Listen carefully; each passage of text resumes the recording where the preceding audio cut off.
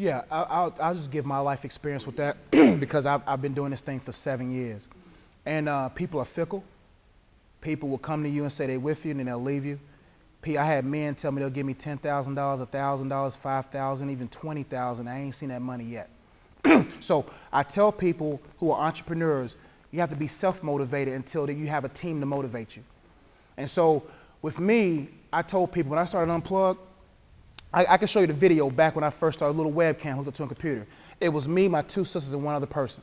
There was some Thursdays where I drove up, me and my sisters, nobody showed up, we packed our bags and left. That happened for almost 4 to 5 Thursdays in a row.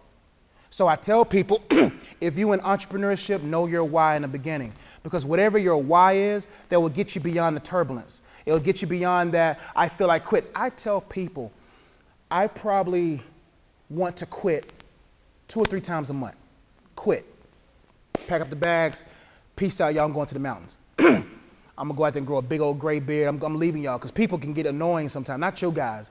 But in ministry, in entrepreneurship, it's tough. You got to be built for that. Not everybody's built to be an entrepreneur. So to encourage you on this is to know that first you got to know your why. Why am I doing this? Who am I doing this for? What is my outcomes? When you know what that is, it doesn't matter if you don't have a team, because my mom, I love her to death, but I told my mom in high school, and it hurts me to this day because I am 30. And I told my mom in my high school senior year in school, we had like a banquet for seniors. I said, I'm gonna make you the richest woman in the world by the time I'm 30, right? I said that in front of like maybe 50 to 100 or so people.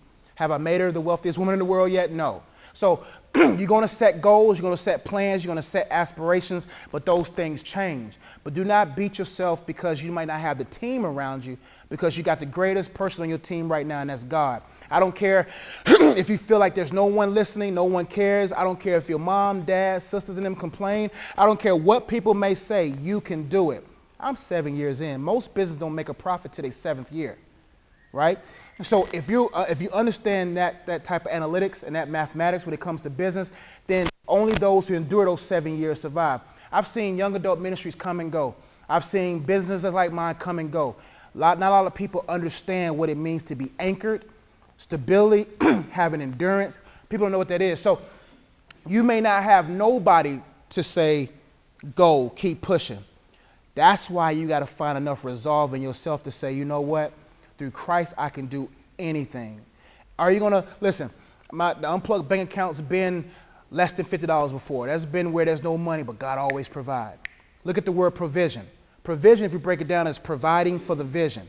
If he gives you the vision, he'll provide for it. If it's your vision, you require to provide for it. So what you got to do is you got to have enough trust in God to say, hey, despite if anyone's there or believe in me, I believe in God and I believe in myself.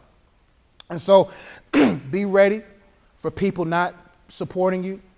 I've done this thing 4 times. I had to start over 3 times. I had to start over. But when you have the gift, I tell people, a person who's a billionaire or a millionaire, you may be able to take all their money, but you won't be able to take the blueprint that got them there.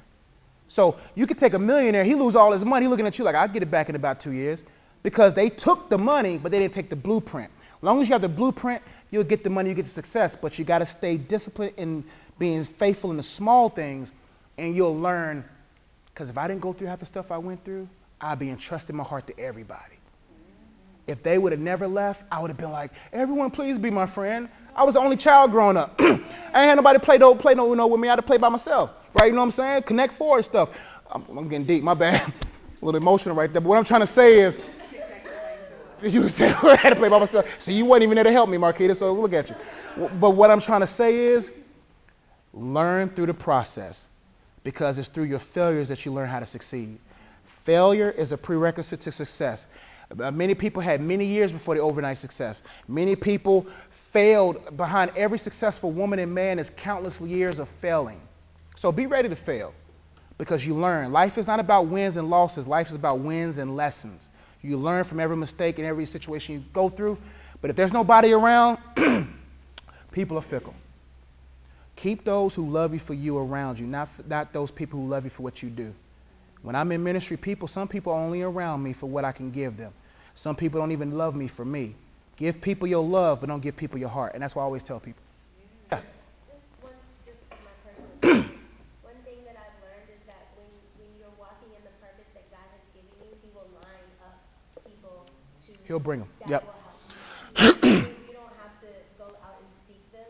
He will bring them to you. I like what she said. Don't recruit your team. Let him recruit your team. You see what I'm saying? I've learned the valuable lesson of what Alicia said. Like, I had people say, man, I want to be on your team. I tell people, don't trust people who are easily to be demonized. And what I mean by that is, I had people on my own team, in the last team I had, who really didn't like me for me.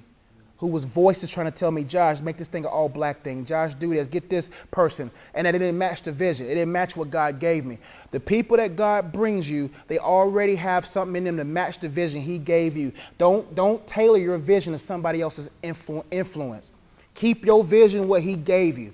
And don't let nobody try to manipulate that. But let God bring your team. Because when He brings your team, I don't care how many times you got to start over, you're going to make it. Hope that encouraged you. Hey, man, we got about 4 corners. Pick one. My message, go ahead.